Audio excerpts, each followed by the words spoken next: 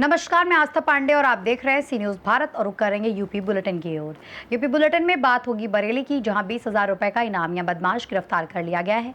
साथ ही बात होगी महाराजगंज की, जहां तेज आंधी तूफान के कारण 10 वर्षीय बालक मलबे में दबकर गंभीर रूप से घायल हो गया है। ऐसी तमाम खबरों पर विस्तार से डालेंगे नजर। खबर बरेली से है, जहां थाना भोजीपुरा क्षेत्र में धौरा टांडा चौकी प्रभारी एसआई पवन कुमार मय पुलिस टीम द्वारा चेकिंग के दौरान मुखबिर की सूचना पर ग्राम घुरसमसपुर रोड पर अभियुक्त जाहिद को रोकने का प्रयास किया गया। इस दौरान अभियुक्त द्वारा पुलिस टीम पर जान से मारने की नियत से फायरिंग की गई, जिसमें आरक्षी विकास घायल हो गए। पुलिस द्वारा जवाबी कार्रवाई में अभियुक्त के दाहिने पैर में गोली लग गई और उसे घायल अवस्था में गिरफ्तार भी कर लिया गया। उसके कब्जे से एक 315 बोर तमंचा, खोखा कारतूस, 3 जिंदा कारतूस, एक मोबाइल और एक मोटरसाइकिल बरामद हुई। पूछताछ में अभियुक्त ने अपने फरार साथी अजीम पुत्र यामीन का नाम बताया, जिसकी तलाश जारी है। दोनों घायलों को सीएचसी भोजीपुरा में उपचार के लिए भेजा गया है, जबकि पुलिस मामले की आगे की जांच कर रही है। श्रीमान वरिष्ठ पुलिस अधीक्षक जनपद बरेली द्वारा अपराध व अपराधियों की रोकथाम हेतु चलाए जा रहे अभियान के क्रम में आज दिनांक 23 जून 2026 को समय रात्रि लगभग 1 बजे थाना भोजीपुरा पुलिस टीम को एक शातिर गौकश अपराधी को बाद पुलिस मुठभेड़ गिरफ्तार करने में सफलता प्राप्त हुई है। इसकी पहचान जाहिद उर्फ अंडा पुत्र अली अहमद निवासी ग्राम टाहा थाना नवाबगंज के रूप में की गई है। पुलिस द्वारा की गई जवाबी आत्मरक्षा कार्रवाई में गोली बदमाश के दाहिने पैर में लगी। पुलिस टीम से भी आरक्षी विकास कुमार घायल हुए हैं। दोनों घायलों को उपचार हेतु अस्पताल के लिए रवाना किया गया है। जानकारी करने पर ज्ञात हुआ कि उक्त अभियुक्त के विरुद्ध जनपद के भिन्न भिन्न थानों में अभियोग पंजीकृत है एवं थाना भोजीपुरा से मुकदमा अपराध संख्या 51/26 में वांछित चल रहा था एवं 20,000 का इनामिया था। इसके कब्जे से एक स्प्लेंडर प्रो मोटरसाइकिल, एक अवैध तमंचा 315 बोर, 3 जिंदा कारतूस एवं एक खाली खोखा और एक मोबाइल फ़ोन बरामद किया गया है। उक्त घटनाक्रम के संबंध में थाना स्थानीय पर सुसंगत धाराओं में अभियोग पंजीकृत करते हुए अभियुक्त को माननीय न्यायालय के सुपुर्द किया जा रहा है। बरेली से सी न्यूज़ संवाददाता बीएस चंदेल की रिपोर्ट। खबर बुलंदशहर से है, जहां पुलिस को मनीष सैनी हत्याकांड में बड़ी सफलता मिली है। जहांगीराबाद थाना क्षेत्र में हुई मुठभेड़ के दौरान मुख्य आरोपी सैनी को पुलिस ने गिरफ्तार कर लिया है, जिसमें उसके पैर में गोली लगने के बाद उसे उपचार के लिए अस्पताल भेजा गया। पुलिस के अनुसार शराब पार्टी के दौरान हुए विवाद में मनीष सैनी की हत्या की गई थी, जिसके बाद आरोपी लगातार फरार चल रहा था। मुठभेड़ के दौरान पुलिस ने उसके कब्जे से एक अवैध पिस्टल और जिंदा कारतूस भी बरामद किए हैं। पुलिस मामले की आगे जांच कर रही है और अन्य पहलुओं का भी पड़ताल की जा रही है। आज दिनांक 23 जून 2026 को थाना जहांगीराबाद पर पंजीकृत मुकदमा अपराध संख्या 329/26 के वांछित अभियुक्त शिवम सैनी को मुखबिर की सूचना के आधार पर थाना जहांगीराबाद पुलिस द्वारा गिरफ्तार किया गया। गिरफ्तारी के दौरान अभियुक्त से पूछताछ की गई, जिसमें अभियुक्त शिवम सैनी द्वारा घटना में प्रयुक्त आला कत्ल पिस्टल को ग्राम जुगसाना कला के जंगल थाना जहांगीराबाद में छुपाया गया होना बताया गया। अब पुलिस पार्टी अभियुक्त शिवम सैनी के साथ ग्राम जुगसाना कला थाना जहांगीराबाद के जंगल में पहुंची आला कत्ल पिस्टल को बरामद करने के उद्देश्य से, जहां पर बरामदगी के दौरान अभियुक्त द्वारा आला कत्ल पिस्टल जो कि पहले से लोड थी, उससे पुलिस पार्टी को जान से मारने की नियत से पुलिस पार्टी पर फायर किया गया। पुलिस पार्टी द्वारा आत्मरक्षार्थ जवाबी फायर किया गया, जिसमें अभियुक्त शिवम सैनी के पैर में गोली लगी है। घायल अभियुक्त को अस्पताल भेजा गया है। घटनास्थल से एक अवैध पिस्टल, 4 जिंदा कारतूस व एक खोखा कारतूस बरामद किए गए हैं तथा थाना जहांगीराबाद पुलिस द्वारा अग्रिम वैधानिक कार्रवाई अमल में लाई जा रही है। बुलंदशहर से सी न्यूज़ संवाददाता उमेश की रिपोर्ट। खबर महाराजगंज से है, जहां ब्रजमनगंज नगर में लगभग शाम 4 बजे आए तेज आंधी तूफान के कारण वार्ड नंबर 2 में गणेश जायसवाल की बाउंड्री वॉल गिर गई, जिसकी चपेट में वहां खेल रहा 10 वर्षीय बालक मलबे में दबकर गंभीर रूप से घायल हो गया। घटना की सूचना पर सभासद जितेंद्र कुमार ने तत्काल बालक को स्थानीय चिकित्सक के पास प्राथमिक उपचार दिलवाया, जबकि नगर पंचायत अध्यक्ष राकेश जायसवाल मौके पर पहुंचकर स्थिति का जायजा लेते हुए घायल बच्चों को एम्बुलेंस से सिद्धार्थनगर अस्पताल भिजवाया गया और उसके समुचित इलाज की जिम्मेदारी स्वयं उठाने की बात भी कही गई। तेज आंधी के चलते नगर के कई हिस्सों में पेड़ गिरने और दीवारें क्षतिग्रस्त होने की घटनाएं भी सामने आई हैं, जिसके बाद प्रशासन ने लोगों से सतर्क रहने की अपील भी की है। नमस्कार।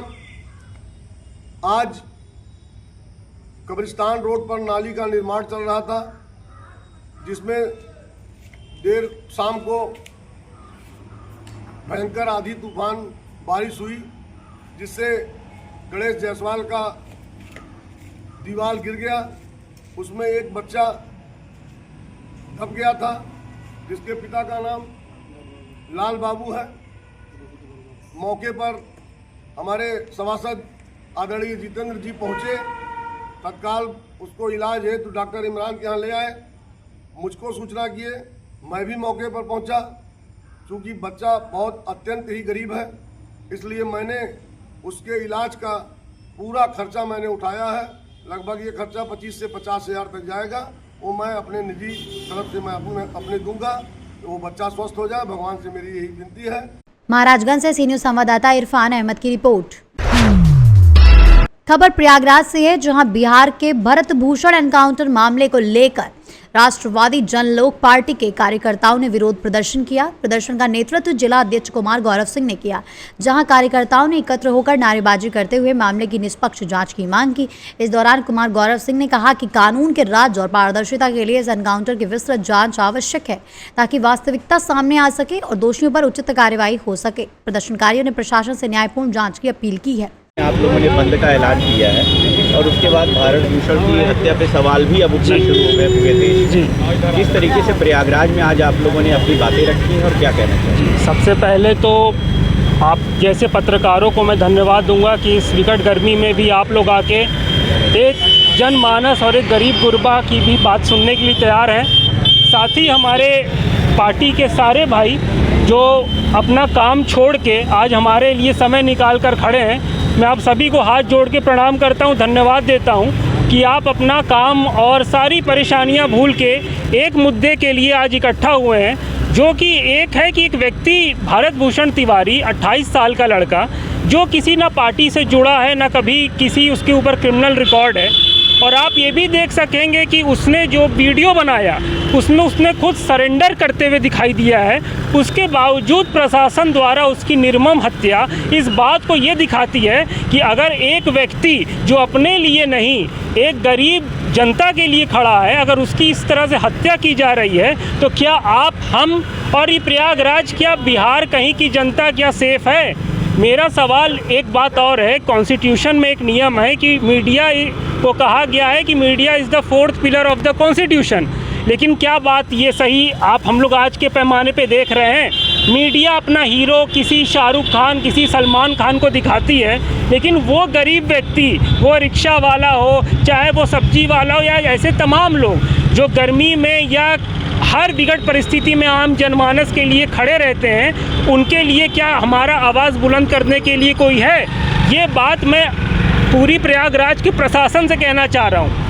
हमारी पार्टी राष्ट्रवादी जनलोक पार्टी भाई शेर सिंह राणा के तहत बिहार में एक सर्वव्यापी आंदोलन कराने की बात कही गई है, और आपके माध्यम से आज मैं ये कहना चाहता हूँ कि हम लोग कैंडल मार्च निकालने वाली पार्टी नहीं है, ना ही काकरोच और फ्रॉक पार्टी हैं। अगर ज़रूरत पड़ेगी और अगर दोषियों पे कार्रवाई नहीं होगी तो अगले 4 दिनों के अंदर अंदर पूरा प्रयागराज बंद करवा दिया जाएगा।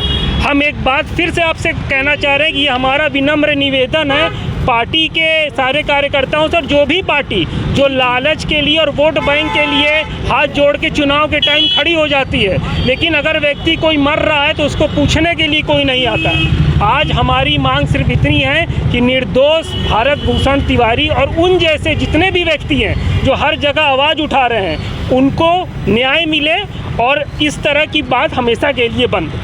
परिचय देने कुमार गौरव सिंह, जिलाध्यक्ष राष्ट्रवादी जनलोक पार्टी प्रयागराज। प्रयागराज से सी न्यूज़ संवाददाता सलमान की रिपोर्ट।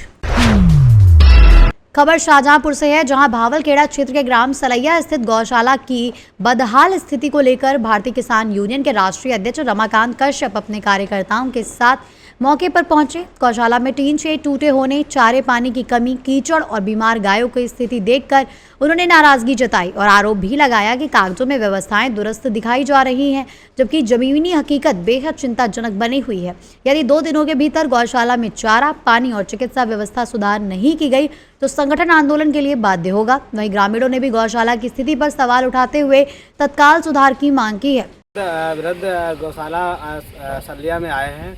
यहाँ पर गायों की हालत बहुत ज़्यादा डाउन है। गाय एकदम सूखी हैं और गाय ऐसे ही धूप में घूम रही है। आप कैमरामैन दिखाने का कष्ट करें मेरा। इधर जो है गाय धूप में घूम रही, कड़ाके की धूप में 40 डिग्री टेम्पर है। टेम्पर होने के बावजूद भी गाय ऐसे में घूम रही हैं। शासन से मेरा निवेदन है जो भी दोषी पाया जाए उनके ऊपर कड़ी से कड़ी कार्रवाई हो। राष्ट्रीय अध्यक्ष रमाकांत से आप देख रहे हैं गायों की हालत वगैरह चारा हो रहा तो कुछ है ही नहीं। आप गाय धोखी लगी है। कैमरामैन जरा दिखाने का कष्ट करें। और गायों की बहुत ही ज़्यादा हालत डाउन है। गाय एकदम सूखी हैं। ये गाय देखिएगा, इनकी हड्डी दिख रही है। कृपया माननीय जिलाधिकारी महोदय शाहजहाँपुर से निवेदन है कि गौशाले की जांच कराएं। आज मैं वृद्ध गौशाला सलिया में आए हुए हैं। गौशाले की बहुत ज़्यादा हालत बेकार है। आए दिन गायों की यहाँ पर हत्या हो रही है और गायों की जो है दुर्दशा बहुत बेकार है। गाय खुले में घूम रही हैं, ना टीन है ना टीन शेड है। अगर है भी तो गाय आप देख लीजिएगा खुले में घूम रही हैं। तो आप क्या चाहते हैं प्रशासन? प्रशासन से जांच हो और गौशालों के गाय के लिए अच्छी व्यवस्था जो सरकार दे रही है। माननीय योगी आदित्यनाथ जी गौशाले की व्यवस्था पूरी कर रखी है। क्यों यहाँ के जो जिम्मेदार हैं वो तो व्यवस्थाएं बढ़िया दे रहे हैं। नहीं, यहाँ पर तो कुछ भी नहीं दे रहे होंगे, कहीं और दे रहे होंगे, यहाँ पर तो कुछ भी नहीं है। तो माननीय जिलाधिकारी महोदय से निवेदन है इस गौशाले की जांच कराएं और अच्छी टीम गठित करा करके गायों की अच्छी व्यवस्था हो। अगर इनका जो अगर कार्रवाई नहीं होती फिर अगला कदम आपका क्या? अगला कदम हमारा संगठन के द्वारा एक बड़ा आंदोलन किया जाएगा। गायों के मान सम्मान के लिए हमारी गाय माता है और हम सभी लोग समस्त लोग यहाँ पर डीएम कार्यालय पर ज्ञापन देंगे और डीएम साहब से बात करेंगे इस मामले में। शाहजहांपुर से सी न्यूज़ संवाददाता फसाद खान की रिपोर्ट। फिलहाल के लिए इस बुलेटिन में बस इतना ही। बाकी देश और दुनिया की तमाम बड़ी खबरों के लिए बने रहिए सी न्यूज़ भारत के साथ।